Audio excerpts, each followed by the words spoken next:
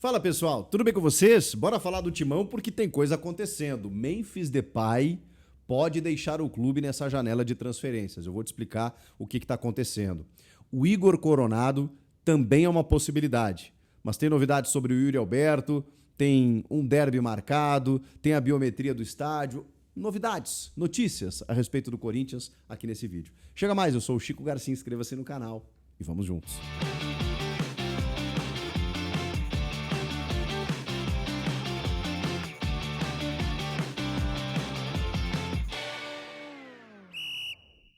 Bom, pessoal, primeiro eu queria dizer que o Yuri Alberto, ele avançou bem demais na sua recuperação da fratura que teve na lombar, né, na sua coluna, né, inclusive postou fotos durante as férias em Miami. Ele postou uma foto, né, um vídeo, na verdade, dirigindo uma Ferrari, bacana, mas também teve imagens dele trabalhando na piscina, com uma fisioterapia, com um profissional que o acompanha, para que ele possa ter uma cartilha, né, de preparação ou de recuperação, mesmo durante as férias, né? O Yuri Alberto, a gente sabe a capacidade absurda que ele tem, já falamos disso, né? De se recuperar de qualquer problema físico que ele tenha. Ele tem uma genética muito boa e também é um cara que se cuida, né? Um cara que se cuida muito bem e já declarou, como a gente já falou, né, no vídeo que ele fez com o Kleber Machado, de que em julho estaria de volta. É uma expectativa do Corinthians também, até pela resposta que ele tem dado. Na reapresentação, dia 28 de junho ou 29, né? Não sei se as férias terminam 28 ou se eles retomam, mas final do mês, quando o elenco se reapresentar, ele vai fazer uma bateria de exames para entender em que nível está a lesão. E aí pode ser que dentro do avançado, né, ele possa já começar a fazer a transição, o que seria, de novo, tempo recorde, porque a fratura que ele teve tem uma média de recuperação de 3 a 6 meses, gente. E ele estaria voltando em menos de 3 meses. Então é impressionante assim, a capacidade que o Yuri tem de regeneração do seu corpo, né? E essa é uma grande notícia para a fiel torcida, né? Claro, ele é um cara sempre bem cotado no mercado, já tiveram equipes inglesas especialmente demonstrando interesse nele, mas já cansamos de falar aqui que uma venda do Yuri não seria interessante para o clube pode barrar, e vai depender muito do sonho do atleta, da vontade dele e da proposta efetiva, né? Mas tem que ser uma proposta boa, porque o Corinthians só tem 50% do Yuri. Não vale a pena. O importante é o Yuri continuar por aqui, a menos que venha uma proposta irrecusável e aí essa negociação aconteça. Nesse momento, não tem nada a respeito do Yuri Alberto e ele deve seguir no segundo semestre. Vamos ver, vamos aguardar, porque a janela, para alguns mercados, abre um pouquinho antes e tal, mas 1º de julho, a janela no Brasil, para a gente poder entender, né, como é que o Corinthians vai lidar tanto com chegadas, contratações que virão, quanto saídas. E é sobre saídas que eu queria falar nesse vídeo também. O Igor Coronado, por exemplo, ele não completou os 7 jogos do Campeonato Brasileiro enfim, que limitariam o Coronado de atuar por qualquer outra equipe da Série A. Nos últimos 3 jogos, ele sequer entrou. Porque aí, sim, né, quando mesmo você entrando no decorrer da partida, você contabiliza ali aquela partida jogada. E aí, estourando o limite de 6, né, jogando 7 partidas, acabou. E o Coronado não chegou nesse limite ainda e não vem sendo utilizado pelo Dorival Júnior. E a não utilização dele contra o Grêmio, mediante tantos desfalques, ela ligou um sinalzinho de alerta no próprio Coronado, né, do tipo assim, cara, ele já teve, por si próprio, responsabilidade por não jogar. Porque ele teve problemas físicos, ele não conseguiu se afirmar no time. Em vários momentos, quando ele teve oportunidade, acho até que ele foi bem em alguns, em outros nem tanto. Mas nunca foi lhe dada uma sequência tão grande, também isso é verdade. Agora, nesse momento em que mudou a comissão técnica, em que o Rodrigo Garro volta para o time, e que nesse último jogo, né, mesmo com tantos desfalques, o cara não entra, mesmo com o Dorival utilizando o Dieguinho, o Kaique como atacante e tal, e o Coronado não tem uma chancezinha sequer, com o Garro visivelmente cansado, eu acho que está dando indícios de que ele não é, pelo menos, uma primeira opção, e pelo que ele joga e pelo investimento que é feito no Coronado, ele deveria ser uma das primeiras opções, ainda mais com tantos desfalques. E ele não vem sendo. E por uma série de fatores. Muitas vezes uma questão física que não deixa ele ter uma sequência, outras eu não sei se nos treinamentos ele não corresponde, não sei. E assim, como eu já disse para vocês em outros momentos, Não é exclusividade do Dorival. Ele nunca teve sequência com nenhum treinador. Então alguma coisa acontece. E nesse momento a gente sabe que ele ainda assim é um cara valorizado. Especialmente porque ele tem muita qualidade técnica. Tem o mercado saudita que está sempre de olho para que ele possa voltar. E outras equipes brasileiras já demonstraram interesse. A questão é como o Corinthians vai recuperar esse dinheiro investido. Não é pouco que o Corinthians despendeu para ele e também acaba gastando por mês. O fato é, nesse momento em que ele não estourou o limite das 7 partidas, pode ser que ele se transfira sim para o mercado interno, mas aí vai ter que haver uma composição aí para ninguém sair perdendo demais, né? Porque o clube que vai pegar o Coronado também talvez não tenha o dinheiro para arcar com o seu custo aí, né? Que todo mundo sabe, dito pelo Rosalá Santoro, né? Na época diretor financeiro, de 2 milhões de reais. O custo total, né? Do que ele custa por mês. E aí? Bom, talvez você consiga minimizar isso pagando a metade e já é muito, né?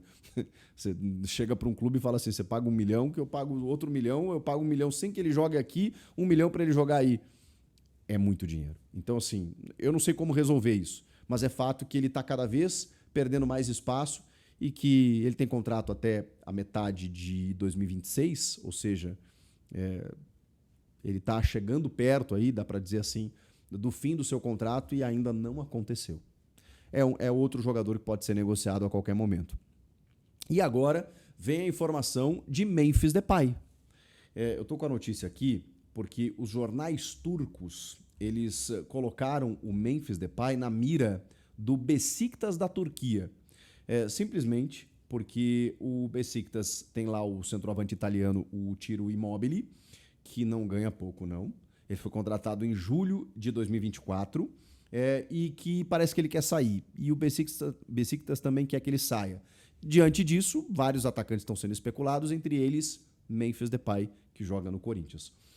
O Immobile, ele ganha, segundo informações desses jornais, o Karakartal, também o Skorer e o Turki Gazetesi, que eu imagino que seja Gazeta Turca, né, uma coisa nesse sentido, citam a negociação e alguns dizem que o Besiktas já até teria formalizado essa proposta ao Corinthians, pelo menos o interesse no Memphis Depay. Deixa eu pegar o salário aqui, o Immobile, cara, ele ganha cerca de 6 milhões de euros por mês. Cara, é muita coisa. Será que é isso mesmo ou é por ano, hein? Bom, aqui está a informação de 6 milhões de euros por mês. É muito dinheiro. Então é um clube que pode pagar aquilo que o Memphis Depay ganha no Corinthians. Até o Samir Carvalho, do Portal UOL, aí, do Café do Setorista, deu informação de que o custo total dele é de 6 milhões de reais. E que a patrocinadora não pagaria os 75%, como o Augusto Melo dizia, né? Pagaria apenas 25%, ou seja, 1,5 milhão desse valor. E que aí o Corinthians teria um custo de 4 milhões. Eu não tenho essa informação é do Samir, mas de qualquer forma, a gente sabe que o Memphis, dentro de uma composição que foi feita, ele ganha muito dinheiro.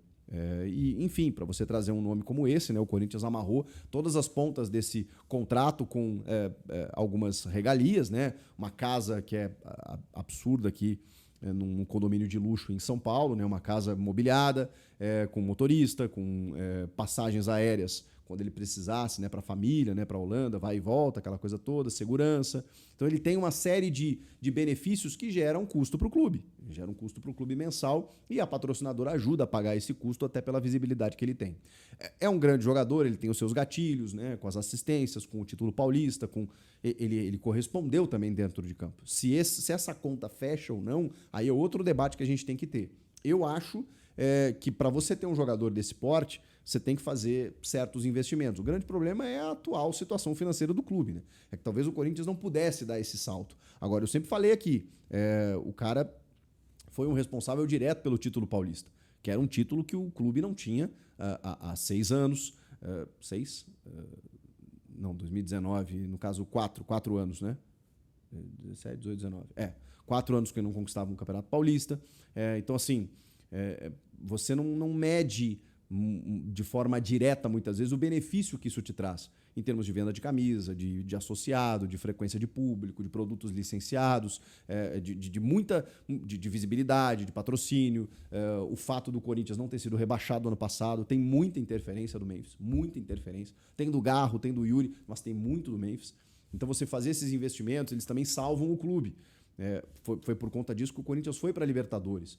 Mas caiu da Libertadores na pré, mas foi para a Sul-Americana. Caiu da Sul-Americana, mas tá aí, teve calendário, teve jogos. O Corinthians poderia não disputar nada se ele ficasse ali em 15º, só se salvando do rebaixamento. Mas não, ele teve uma sequência incrível, muito por conta do Memphis, e chegou até a Libertadores desse ano, garantindo inclusive vaga na Copa do Brasil. Então, assim, o Memphis, eu não posso dizer que ele se paga porque o Corinthians, porque ele custa muito. Agora, ele também tem o seu benefício. Eu acho que esse debate é longo, é extenso, mas se vem uma proposta, a pergunta que eu faço para vocês dá para vender?